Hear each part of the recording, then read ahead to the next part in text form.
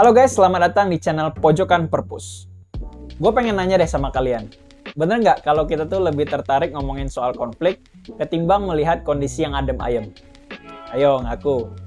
Dalam skala politik global aja deh, berita tentang konflik misalkan di Timur Tengah atau konflik di Asia Timur yang melibatkan Opa Kim Jong-un, mungkin bukan Opa kali ya, tapi Ajusi Kim, atau konflik di belahan negara manapun pasti paling sering disorot media.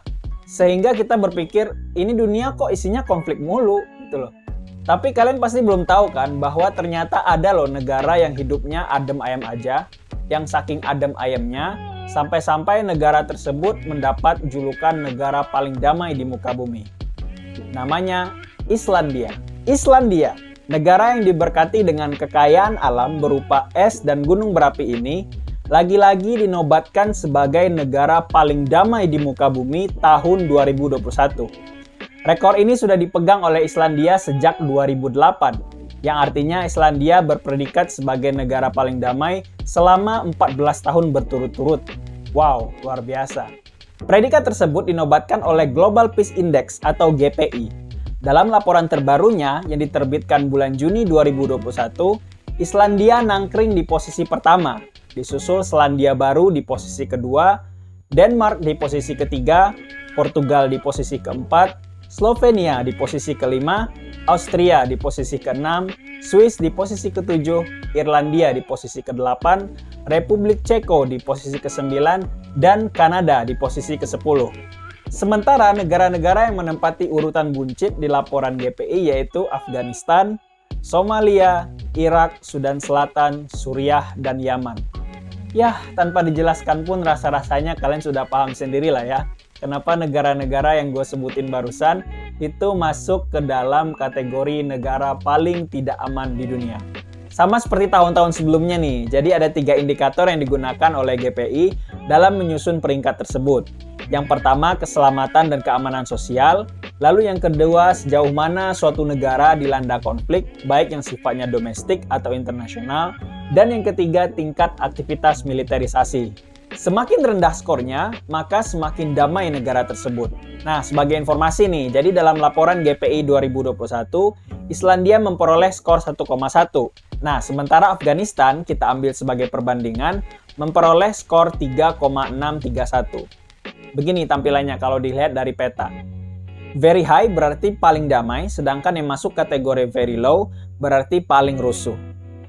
Islandia ini memang istimewa. Konflik atau gesekan antar warga hampir tidak pernah terjadi. Makanya tidak heran tingkat kriminalitas di sana sangat minim.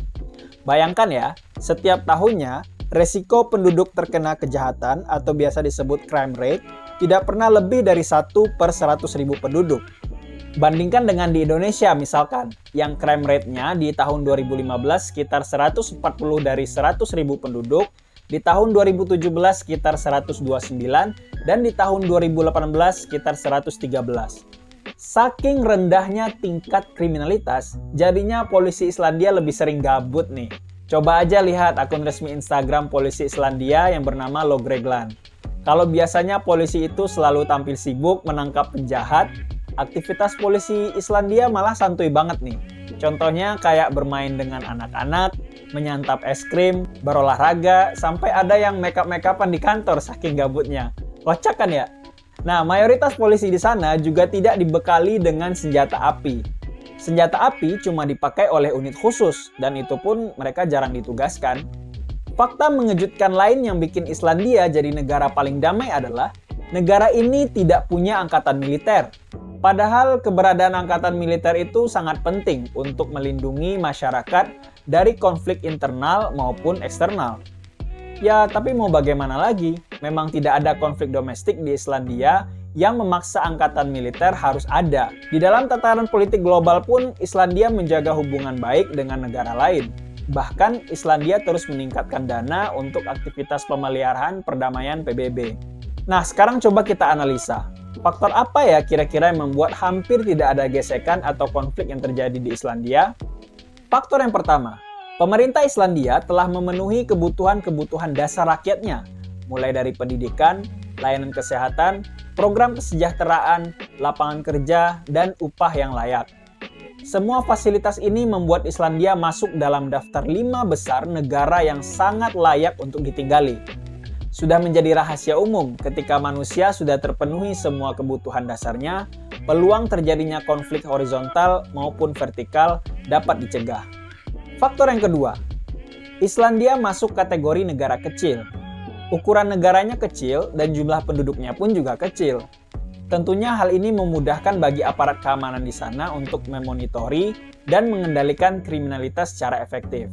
Faktor berikutnya yaitu karakter warga Islandia itu sendiri yang sangat menghargai kemanusiaan.